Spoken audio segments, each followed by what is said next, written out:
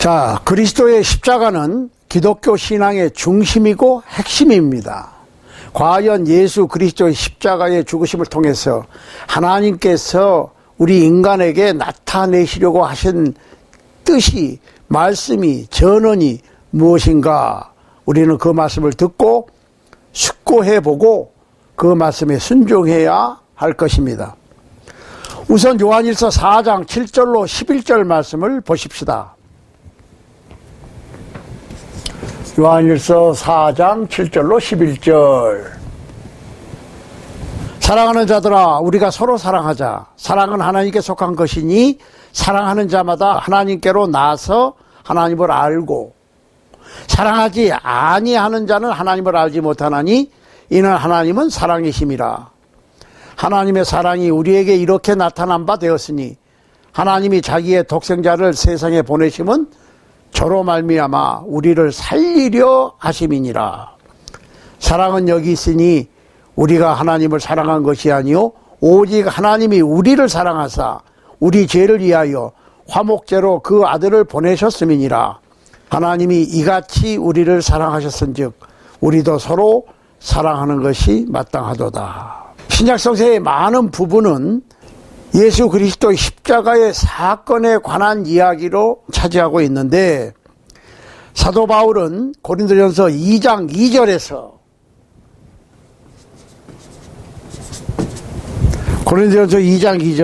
이렇게 얘기했어요. 내가 너희 중에서 예수 그리스도와 그의 십자가에 못 박히신 것 외에는 아무것도 알지 아니하기로 작정하였음이라 라고 선언하였습니다. 사실 십자가는 고대의 사형 도구인데 예수 그리스도의 십자가는 우리가 결코 그냥 넘어갈 수 없는, 우리 각자를 위해서 아주 중요한 하나님의 말씀을 내포하고 있습니다. 예수께서 십자가 위에서 죽으심을 통해서 우리에게 건네주시려고 하는 것이 과연 무엇인가? 그리스도께서 그토록 잔인하고 고통스러운 죽음을 자초하신 것에는 필시 아주 중요한 어떤 말씀을 하시려는 의도가 분명히 있습니다. 그것은 우리 모두가 꼭 들어야 하는 것이고, 그 십자가의 도에 대해서 아주 중요한 3가지 의미에 대하여 언급하려고 합니다. 십자가의 도, the message of the cross. 첫 번째로, 그리스도의 십자가는 나는 너를 사랑한다라고 선언한 겁니다. 그리스도의 십자가는 확실히 우리 각 사람을 향한 하나님의 압도적이고 열정적인 사랑을 선포하는 것입니다. 사도 요한은 요한일서 4장 8절로 10절에서 요한일서 4장 8절로 10절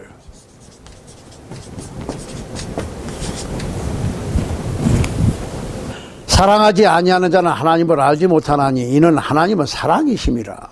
하나님의 사랑이 우리에게 이렇게 나타난 바 되었으니 하나님이 자기의 독생자를 세상에 보내심은 저로 말미암아 우리를 살리려 하심이니라. 사랑은 여기 있으니 우리가 하나님을 사랑한 것이 아니요 오직 하나님이 우리를 사랑하사 우리 죄를 위하여 화목제로 그 아들을 보내셨음이니라. 사실상 우리는 우리의 삶 속에서 아주 적은 분량의 사랑을 나누고 살고 있습니다. 사람들은 서로에게 선대하고 복 받으라고 말은 그렇게 입버릇처럼 하는데, 예수 그리스도께서 우리를 향하여 베푸신 그만큼의 사랑에는 결코 도달할 수가 없는 것입니다. 예수 그리스도께서 우리를 향하여 베푸신 그만큼의 사랑을 결코 이 세상에서는 만나볼 수가 없습니다. 예수께서 나는 너를 사랑한다고 하시는 말씀은 아무도 의심할 수 없는데, 예수님께서는 말씀만 그렇게 하신 것이 아니고 그 사랑을 행동으로 증명하신 거예요. 자, 우리는 이사야서 49장 14절로 16절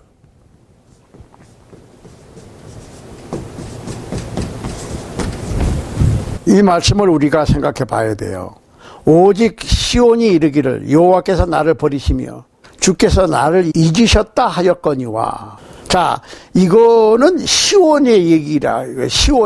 시온성 이스라엘이 그렇게 얘기를 한단 말이에요.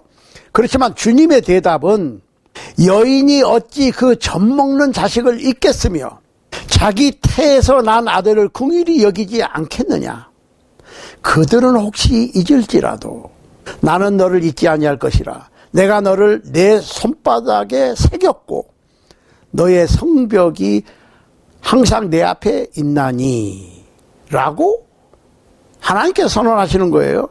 하나님께서는 그의 백성을 잊지 않으십니다. 우리는 하나님의 손 안에 새겨져 있습니다. 우리는 어쩌다 한번 보는 하나님께서 그냥 아는 사람도 아니고 하나님의 나그네도 아니고 우리는 하나님의 자녀들로서 우리는 항상 하나님의 마음속에 있는 겁니다. 하나님께서는 우리를 어떤 사랑할 만한 사람들보다 훨씬 더 사랑하시는데 마태복음 7장 9절로 11절에서 예수님께서는 이런 말씀을 했어요. 9절로 11절 보세요. 너희 중에 누가 아들이 떡을 달라 하면 돌을 주며 생선을 달라 하면 뱀을 줄 사람이 있겠느냐. 너희가 악한 자라도 좋은 곳으로 자식에게 줄 줄 알거든. 하물며 하늘에 계신 너희 아버지께서 구하는 자에게 좋은 곳으로 주시지 않겠느냐. 그렇습니다. 하나님께서는 최고의 육신의 아버지들보다 훨씬 더 좋으신 영적인 아버지이십니다. 하나님께서는 참으로 우리 한 사람 한 사람을 보호하시는데 이런 놀라운 하나님의 사랑은 이 세상의 그 무엇보다 더 중요한 그 무엇을 암시하고 있는 거예요. 그 하나님의 사랑이 우리는 하나님으로부터 사랑받을 만한 존재들이라고 암시하고 있음을 알아야 할 것입니다. 자, 예수께서는 우리가 스스로 우리 자신에 대하여 알지 못하고 있는 어떤 것도 알고 계시는 거예요. 자, 한번 해보시라. 내가 나를 잘 몰라. 내가 나를 100% 잘 안다고 장담할 수 없어요. 그런데 주님께서는 나의 모든 것을 아시니까 예수께서는 나보다 나를 더 잘 아신다니까. 사람들이 나를 모르지요. 나도 나를 잘 모르는데. 그런데 주님께서는 나보다 더 잘 아신다 그 말이에요. 예를 들면 예수님 당시에 세리장이 삭개오는 모든 사람이 그 삭개오의 근처에 가기도 싫어했어요. 제가 한번 해보시라고. 키도 작았고 세리장이었고 사람들은 그 삭개오를 가까이 하기를 꺼려했습니다. 그런데 예수님께서는 그 삭개오의 집을 방문하셨어요. 그 당시 많은 사람들이 예수님의 뒤를 따랐지만 예수님께서는 모든 사람들에게 외면당하고 모든 사람들이 가까이 하기를 꺼려하는 그 삭개오의 집에 하룻밤 머무셨다는 거예요. 또한 사람들은 문둥병자들을 무서워서 가까이 하지 않으려고 그랬지만은 예수님께서는 손을 내밀어 만져주시면서 고쳐주셨어요. 우리가 잘 아는 탕자의 비유에서 탕자는 나중에 자기의 잘못을 깨닫고 스스로 부끄럽고 창피해서 저는 아버지의 아들이 되기에 합당치 않습니다 라고 얘기했지만 하나님 되시는 아버지께서는 이 애는 내 아들이라 라고 말씀하셨습니다. 이 말씀은 우리가 우리 스스로를 봤을 때 하나님 보시기에 합당치 않다라고 하는 생각을 정면으로 반박하는 겁니다. 하나님께서는 나 자신보다 나를 더 사랑하십니다. 우리가 죄인임에도 불구하고 하나님께서는 우리를 사랑하십니다. 사람이 죄를 지으면 자기 자신이 자기 자신을 하찮은 존재로 여기고 미워할 거예요. 그러니까 내가 죄를 지었다고 하는 것을 내가 깨달으면 내 자신이 나를 미워한다고. 싫지. 죄를 안 지려고 그랬는데 지었어. 그러니까 내 자신이 나를 싫어할 수도 있다고. 그런데 하나님께서는 나를 사랑하신다 그 말이에요. 물론 내 죄를 사랑하시는 게 아니에요. 죄는 미워하십니다. 그렇지만 죄를 지은 그 죄인을 하나님께서는 사랑하신다는 거예요. 하나님께서는 우리가 어떤 존재인 것을 다 아시지만은 아시고만 계시는 것이 아니고 앞으로 어떤 존재가 될 수 있는가를 보시는 거예요. 하나님께서는 사도 바울을 통해서 디도서 3장 3절로 5절 말씀을 보면 이렇게 되어 있어요.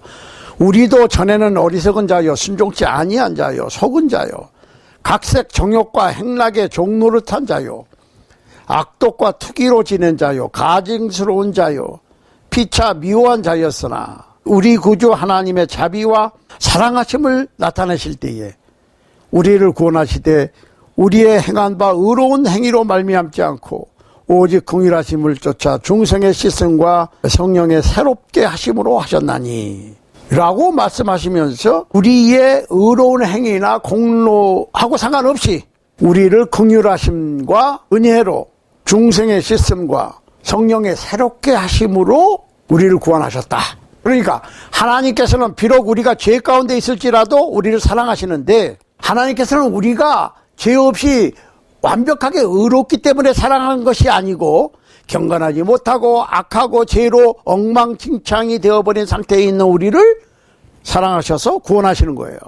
주님께서는 우리의 삶 속에 역사하시고 우리를 귀중한 백성으로 만드시는 분이신 것을 알아야 할 것입니다. 하나님께서는 가공되지 않은 거친 금강석 같은 존재로 우리를 취하셔서 세상을 비치는 반짝이는 다이아몬드로 가공하시는 겁니다. 자, 하나님께서는 우리가 어떤 존재가 될 것인가를 알고 계신다는 말씀이에요. 과거에, 현재의 어떤 존재이었던가가 중요한 것이 아니고 우리가 하나님의 말씀으로 변화받아 어떤 존재가 될 수 있는가를 보신다는 겁니다. 두 번째로, 예수께서 죽음에 틀인 십자가를 통해서 말씀하시고자 하시는 것이 나는 너를 용서하기를 원한다라고 하는 아주 능력 있고 강력한 의지를 나타내시는 겁니다. 그래서 예수님께서는 십자가를 통해서 기꺼이 우리의 용서를 위한 우리의 죄의 대가를 대신 치르신 거예요. 하나님께서는 예수 그리스도를 통하여 이 세상을 구원하시는 일을 하시는 것인데 예수께서는 이 죄악된 세상에서 우리를 구원하시려고 십자가의 죽음을 기꺼이 당하신 겁니다. 가끔 우리는 이 세상이 얼마나 끔찍한 세상인가를 잊어버립니다. 사도 바울은 성령의 감동하심을 받아 갈라디아서 1장 4절에서 이렇게 말씀했어요. 그리스도께서 하나님 곧 우리 아버지의 뜻을 따라 이 악한 세대에서 우리를 건지시려고 우리 죄를 위하여 자기 몸을 들이셨으니 우리는 하나님께서는 그저 이 죄악된 세상을 내려다보시고 하늘 보좌에 그냥 앉아 계시는 분이 아니시라고 하는 사실을 알아야 할 필요가 있습니다. 하나님께서는 이 세상이 가고 있는 방향을 아주 다른 방향으로 바꾸시기를 원하셨고 하나님께서는 인간이 죄에서 벗어나 의롭고 선한 삶을 영위할 수 있는 길을 열어놓으셨는데 십자가가 주는 의미로 곧 예수 그리스도의 십자가에 못 박혀 죽으심으로 우리를 죄에서 구원하시는 길을 열으셨던 것이고 우리의 삶을 바꿀 수 있는 길을 만드신 것이었습니다. 우리의 구원은 그저 하나님께서 한 번 혹은 당분간 시행하시는 것이 아니라 아주 지속적이고 지극히 개인적인 사건이 되는 것인데 영감받은 사도 베드로는 베드로전서 2장 24절에서 이렇게 선언하고 있습니다. 친히 나무에 달려 그 몸으로 우리 죄를 담당하셨으니 이는 우리로 죄에 대하여 죽고 의에 대하여 살게 하려 하심이라. 저가 채찍에 맞음으로 너희는 나음을 얻었나니. 예수 그리스도께서는 십자가의 죽으심으로 우리의 죄를 담당하셨으니까 우리는 죄에 대하여 죽고 의에 대하여 삶을 얻은 것이고 성경은 예수께서는 채찍에 맞으심으로 우리가 나음을 얻었다라고 선포하고 있습니다. 만일 우리의 구원이 그렇게 중요한 것이 아니었다면 예수님께서는 자신의 몸을 십자가에서 희생시키실 이유가 없었을 겁니다. 우리의 구원이 예수님의 손, 발, 옆구리, 등, 이마보다 더 소중하셨기 때문에 예수께서는 가시면류관을 쓰시고 등에 채찍을 맞으시고 손과 발을 십자가에 못 박히시고 옆구리에 창을 맞으시고 십자가 위에서 살찌껴 피 흘려 죽어주신 거예요. 그러니까 우리의 구원이 예수님의 몸보다 더 중요했기 때문에 예수님께서는 우리를 위하여 희생하신 거예요. 그렇게 값진 십자가의 보혈의 은혜를 통해서 우리가 구원을 얻는 겁니다. 히브리서 9장 22절 보세요. 히브리서 9장 22절. 율법을 쫓아 거의 모든 물건이 피로써 정결케 되나니 피 흘림이 없은즉 사함이 없느니라.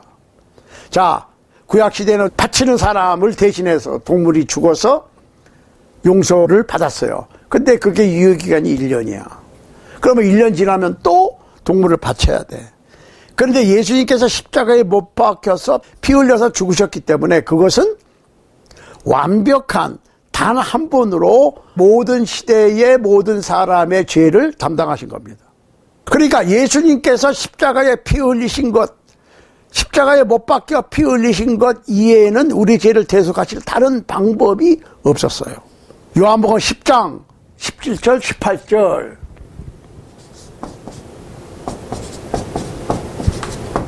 한번 보세요. 아버지께서 나를 사랑하시는 것은 내가 다시 목숨을 얻기 위하여 목숨을 버림이라. 이를 내게서 빼앗는 자가 있는 것이 아니라 내가 스스로 버리노라. 나는 버릴 권세도 있고 다시 얻을 권세도 있으니 이 계명은 내 아버지에게서 받았노라 하시니라. 그러니까 예수님께서는 어쩔 수 없이 어떤 강력한 힘에 의해서 억지로 하신 것이 아니라 스스로 하셨다는 거야. 선택하신 거야. 왜? 우리를 사랑했기 때문에. 그런데 우리 인간들은 그 크신 예수 그리스도의 사랑을 외면하는데 그거보다 더 큰 죄가 어디 있어요. 그러니까 이 세상의 모든 죄는 어떤 죄든지 예수 그리스도의 보혈로 용서받을 수 있는데 딱 한 가지 죄를 용서받을 수 없어. 예수 그리스도의 십자가를 외면하는 죄. 믿지 않는 죄는 용서받을 수 없다는 거죠. 예수께서는 우리가 예수님의 도움을 받을 자격이 없음에도 불구하고 우리 죄를 위하여 순전히 우리를 사랑하시는 그 이유 때문에 죽음을 선택하셨습니다. 예수님께서 십자가 위에서 운명하실 때 우리는 경건하지 못했고 우리는 죄인들이었습니다. 그런데 죄인된 우리를 죄를 용서를 받고 새로운 삶을 영위할 수 있게 하시기 위해서 우리를 위하여 십자가에서 죽으셨던 겁니다. 하나님의 용서는 우리가 용서받을 수 있음을 나타내는 거예요. 하나님께서 용서하시고 구원하시는데 단 한 종류의 인간이 있는데 그것이 바로 죄인이에요. 그러니까 죄인이 아니라고 느끼는 사람들은 예수 그리스도의 복음 필요 없겠죠. 아픈 사람이 병원에 가는 거예요. 어떤 사람은 그러지. 내가 죄가 많아서 예수를 어떻게 믿겠냐고 얘기하시는 분들도 있어. 그건 나는 아파 죽겠는데 병원에 못 가겠다 라고 얘기하는 거하고 똑같은 거예요. 그러니까 구원될 수 있는 조건, 구원받을 수 있는 딱 한 가지 종류의 인간이 바로 죄인이에요. 하나님께서는 오직 죄인만을 용서하시는 것이지 죄가 없는 분을 용서할 수는 없어요. 그러니까 내가 나의 죄를 느끼고 나의 죄를 통회하고 안타까워하는 사람은 죄를 용서받고 구원받을 수 있는 예수님의 복음을 통해서 자격이 되는 거야. 그러니까 누가복음 18장 19절로 14절.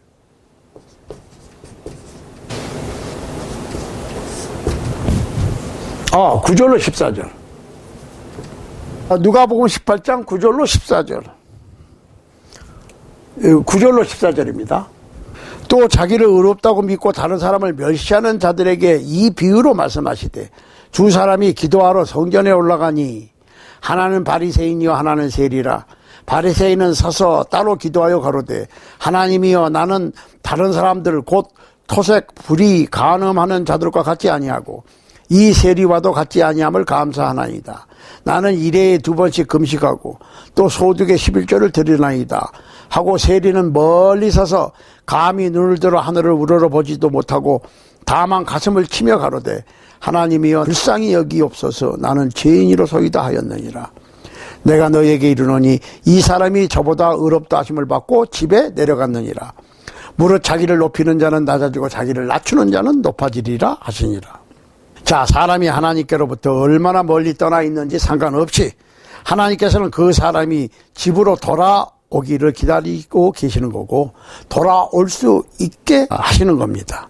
회개하라고 하는 요나의 전도를 듣고 죄악의 도시 니느웨가 회개를 하니까 하나님께서는 계획을 바꾸셔서 그 도시를 구원하신 것을 기억해야 할 것입니다. 하나님께서는 그리스도인을 용서하시는 하나의 기준을 갖고 있어요. 하나님께서는 그리스도인을 용서하시는 하나의 기준을 갖고 계시는데 그것이 바로 회개와 고백인 것입니다. 자, 죄인은 예수 그리스도의 복음을 들어야 되죠. 죄를 용서받기 위해서. 그렇지만 이미 구원받은 그리스도인들이 죄를 지었을 때 얘기해요. 회개와 고백이에요. 시편 51편 17절.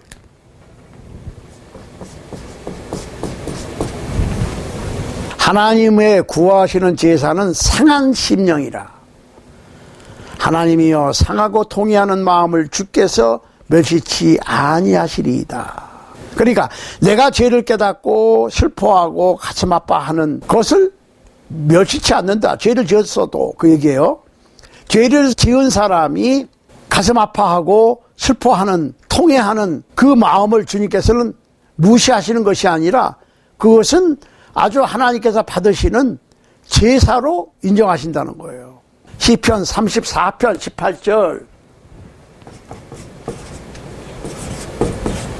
34편 18절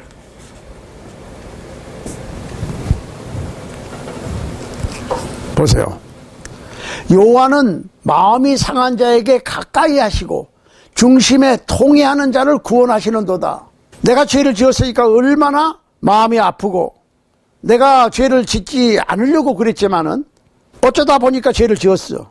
그러면 그 마음에 상처를 입겠죠. 그렇게 하고 통회하고 슬퍼하고 후회하고 하는 그 사람을 가까이 하시고 구원하신다 그 말이에요. 그러니까 겸손하게 그리고 진정으로 하나님께 나오는 죄인을 하나님께서는 결코 멸시치 아니하시고 대우해 주신다는 겁니다. 세 번째로 예수께서는 십자가로 네가 져야 할 십자가가 있다라고 말씀하시는 거예요. 고린도후서 5장 14절 15절에서 이렇게 사도 바울은 선언했습니다. 그리스도의 사랑이 우리를 강권하시는도다. 우리가 생각건대 한 사람이 모든 사람을 대신하여 죽었은즉 모든 사람이 죽은 것이라.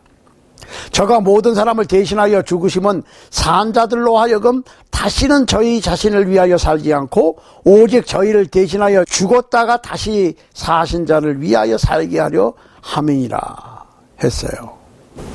예수님께서는 우리를 죄에서 자유케 하시려고 죽으셨는데 예수님께서 죽으심으로 우리는 우리의 삶을 바꿀 수가 있고 우리가 어떤 의미 있는 일을 경영할 수가 있게 되는 것입니다. 마가복음 8장 34절로 38절에서 우리 주님 예수께서는 아무든지 나를 따라오거든 자기를 부인하고 자기 십자가를 지고 나를 쫓을 것이니라. 누구든지 제 목숨을 구원코자 하면 잃을 것이요 누구든지 나와 복음을 위하여 제 목숨을 잃으면 구원하리라. 사람이 만일 온 천하를 얻고도 제 목숨을 잃으면 무엇이 유익하리요? 사람이 무엇을 주고 제 목숨을 바꾸겠느냐? 누구든지 이 음란하고 죄 많은 세대에서 나와 내 말을 부끄러워하면 인자도 아버지의 영광으로 거룩한 천사들과 함께 올 때에 그 사람을 부끄러워하리라 라고 선언하신 말씀을 기억해야 할 것입니다. 예수님께서는 우리가 예수님을 따르기를 원하시지요. 그것은 바로 우리가 우리의 십자가를 지는 겁니다. 우리도 죄악된 옛 몸이 주님과 함께 죽어야 하고 주님을 위해서 다시 살아나야 하는 것입니다. 성령의 감동함을 받은 사도 바울은 갈라디아서 5장 14절에서 그러나 내게는 우리 주 예수 그리스도의 십자가 외에 결코 자랑할 것이 없으니 그리스도로 말미암아 세상이 나를 대하여 십자가에 못 박히고 내가 또한 세상을 대하여 그러하리라 라고 선포했어요. 그러니까 예수 그리스도께서 십자가에 나를 위하여 못 박히신 것만 자랑할 것이고 그러니까 예수 그리스도의 십자가를 통해서 세상이 나에 대해서 십자가에 못 박히고 내가 세상에 대해서 못 박혔다. 나하고 세상하고는 상관이 없어. 그렇죠? 예수님께서 십자가에 못 박혀 주신 것만 자랑할 수밖에 없다. 십자가는 예수님의 고난을 의미하는데 우리 각 사람에게는 십자가가 그 사랑과 구원의 상징이 되는 거예요. 그러니까 우리가 우리 자신, 내가 내 자신의 십자가를 진다고 하는 것은 이 세상적인 방법의 삶을 멈추고 예수 그리스도와 같은 삶을 시작하는 것을 뜻합니다. 자, 예수 그리스도께서는 우리 각 사람을 위하여 십자가를 지셔서 살을 찢기고 피 흘려서 아주 값진 일을 우리에게 해주셨는데 우리도 예수 그리스도의 몸된 교회의 일원으로서 그리스도께서 우리를 위하여 하신 일에 동참해야 하는 거예요. 그러니까 성경에 보면 각 그리스도인은 하나님의 동역자라고 그랬어요. 그러니까 내가 동역자라고 생각하니까 동역자가 아니고 죄인을 구원하시는 하나님의 거룩한 사역에 동참하는 거예요. 그러니까 예수님께서 십자가를 지었으니까 우리도 져야 돼. 지지 않으면 그리스도의 사역에 동참하는 게 아니지요. 자, 사도 바울은 고린도전서 3장 9절에서 우리는 하나님의 동역자, we are God's fellow workers라고 선언했는데 우리가 과연 하나님의 동역자라면 하나님께서 하신 일을 우리도 동참해야 되거든. 그 십자가를 지는 거예요. 그러니까 우리가 예수 그리스도를 어떻게 섬기고 있느냐. 예수님을 따르는 길은 그렇게 장미꽃 향기가 넘치는 아주 편안한 킹 사이즈 침대에서 누워있는 게 아니라고요. 예수님께서 우리를 부르시는 것은 십자가를 지라고 감당하라고 부르시는 거예요. 그것은 곧 주님의 사역에 동참하는 거예요. 마태복음 11장 28절로 30절 말씀을 보세요. 예수님께서는 수고하고 무거운 짐진 자들아 다 내게로 오라 내가 너희를 쉬게 하리니 내가 너희를 쉬게 하리라 그랬어요. 그러니까 여기서 쉬는 것만 생각해. 그 다음 보시라고. 나는 마음이 온유하고 겸손하니 나의 멍에를 메고 내게 배우라. 옛날에는 유대에서 팔레스틴에서 새끼소를 어미소와 같이 멍에를 메게 해서 일을 배우게 했다고. 그러니까 우리는 예수님과 함께 멍에를 같이 메고 예수님께서 십자가를 지신 것을 우리도 따라서 십자가를 옆에서 지고 가는 한 멍에를 진 거예요. 그러니까 하나님의 동역자, 예수 그리스도의 동역자라고 하는 것은 우리가 우리의 멍에를 메는 거야. 그거는 십자가를 지는 거예요. 보세요. 나는 마음이 온유하고 겸손하니 나의 멍에를 메고 내게 배우라. 그러면 너희 마음이 쉼을 얻으리니 이는 내 멍에는 쉽고 내 짐은 가벼움이라 하시니라. 그러니까 우리가 진정한 영적인 쉼과 은혜를 얻으려면 예수님과 함께 멍에를 메야지. 예수님께 소속돼야 된다 그 말이에요. 그리고 거기는 멍에가 없는 게 아니야. 내 마음대로 해버리는 그런 상황이 아니고 예수님과 함께 멍에를 메고 예수님의 발걸음과 보조를 맞춰서 가는 거예요. 그 정도의 멍에와 짐은 져야 돼. 그러니까 우리가 마태복음 11장 28절로 30절에서 그냥 수고하고 무거운 짐진 자들아 다 내게로 오라 내가 너희를 쉬게 하리라 까지만 생각하면 안 돼. 그러면 마냥 아무것도 안 하고 그냥 쉰다는 얘기고 내가 노력하지 않아도 일사천리로 모든 것이 척척 진행이 되고 훌륭한 크리스찬은 아주 게으르고 일 안 해도 하나님께서 은혜를 차고 넘치게 주신다고 하는 착각을 불러오는데 성경은 그렇게 읽으면 안 돼요. 나는 마음이 온유하고 겸손하니 나의 멍에를 메고 내게 배우라. 예수 그리스도와 함께 멍에를 메야 돼. 그래야 진정한 마음의 쉼과 짐을 덜을 수가 있어. 우리는 죄악의 짐 대신에 예수 그리스도와 함께하는 짐을 져야 되는 거예요. 그러니까 하나님께서는 약하고 별로 뛰어나지도 못한 사람들을 선택하셔서 세상에 소금과 빛이 되게 하시는 것이지 세상에서 뛰어나고 영향력이 있는 유능한 인기 있는 사람들을 원하시는 것이 아닙니다. 자신의 십자가를 지고 주님을 따를 수 있는 그런 신종의 사람들을 주님께서는 찾으시고 부르시는 거예요. 그리고 사용하시는 거예요. 십자가 위에서 모든 것을 우리에게 내어주신 예수 그리스도를 생각해 보십시다. 그 십자가 위에서 예수 그리스도께서 사람들이 그 주님의 희생을 깨닫고 응답하기를 바라고 기도하셨을 것이라 생각되지 않습니까? 예수 그리스도의 십자가의 희생 말고 그 무엇이 우리를 위한 주님의 사랑을 확신하게 해줄 수가 있습니까? 주님의 그 희생이 우리의 가슴에 깊이 감동으로 파고드는데 만일 사람들이 구원받기를 거부하고 그 예수 그리스도의 십자가의 희생을 무시해버리고 잊어버린다면 그 예수 그리스도의 심정은 어떠하시겠습니까? 생각해 볼 필요가 있는 것입니다. 나를 위하여 살을 지키고 피 흘려주신 예수 그리스도를 그리고 그분의 뜻을 무시한다면 주님을 향한 더 이상의 잔인한 일은 인간 사회에서 있을 수가 없겠습니다.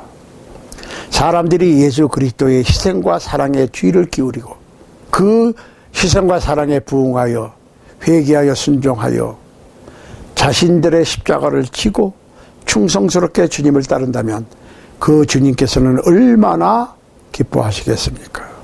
그래서 죄인 하나가 이 땅에서 회개할 것 같으면 하늘에서는 축하의 파티가 열린다고 말씀하신 것이었습니다. 오늘날 21세기를 살고 있는 우리를 우리 주님 예수 그리스도께서는 어떻게 느끼고 계시겠습니까? 오늘날 현대교회들이 주님의 부르심에 응답하는 방법을 주님께서는 과연 기뻐하시겠는가? 아니면 안타까워하시겠는가? 우리는 우리의 십자가를 물끄러미 바라보면서 그 십자가의 의미가 우리의 가슴에 울려 퍼지도록 해볼 필요가 있는 것입니다. 오늘이 바로 우리의 남은 인생을 변화시킬 절호의 기회가 되는 것입니다. 오늘 우리가 십자가를 지고 오늘을 살아가야 할 필요가 있는 것입니다. 어제는 지나갔어요. 내일은 아직 우리에게 확실하게 다가오지 않았습니다. 그러니까 우리는 지금 현재 이 순간에 충성스러운 삶을 영위해야 하는 것이지, 내가 지난날에 열심히 했고 또 지금은 바쁘니까 언제부터 앞으로 열심히 할 것이다 라고 하는 계획은 아무 소용없어요. 현재 오늘을 살고 있는 우리, 최선을 다해서 우리의 십자가를 지고 주님과 함께 주님의 사역에 동참하는 주님의 동역자들로서 최선을 다할 때 주님께서 우리와 함께 계시는 겁니다. 오늘 우리가 주님과 함께 동행하는 결단을 내려야 될 줄로 믿습니다.